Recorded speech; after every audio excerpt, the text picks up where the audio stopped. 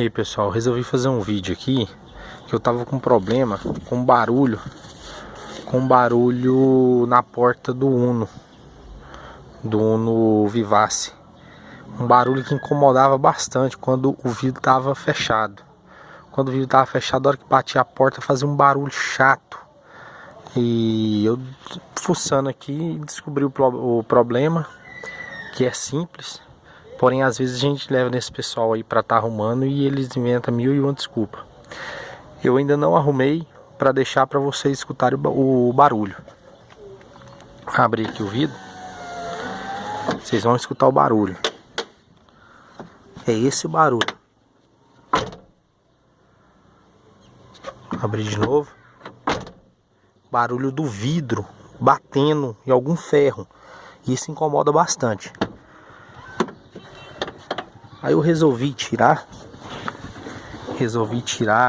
Eu tirei o forro de porta. Fui no YouTube, vi uns vídeos como tirar o forro de porta, tudo. E eu não acho viável tirar isso aqui não. Mas eu tive que tirar um pouquinho. Ele já estava um pouquinho rasgado. Aí eu fuçando aqui, eu vi uma coisa interessante. Abri de novo. Dentro do carro eu vi aquela peça ali solta. Essa peça aqui, ó. Essa peça que não deixa fazer esse barulho no carro. Aí vendo aqui onde que ela fica. Aqui, ó. Vamos ver se vai dar pra mostrar pra vocês aí. Aqui, ó. Bem aqui, ó. Ela fica aqui dentro. Aqui dentro.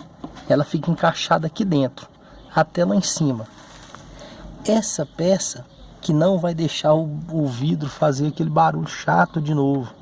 Então, tipo assim, a curiosidade às vezes ajuda a gente. Então, pessoal, só colocar aquela pecinha dentro dessa canaleta. Essa peça aqui, ó. Que às vezes a sua peça vai estar no chão, no fundo do assoalho da porta do lado de dentro aí, ó. Vai estar aí, ó. Aí o que você faz? Você pega um grafitezinho para dar uma força também, uma ajudada. Pega um grafite, joga aqui dentro, colocou ali, matou o barulho. Beleza? Falou aí, probleminha chato aí resolvido.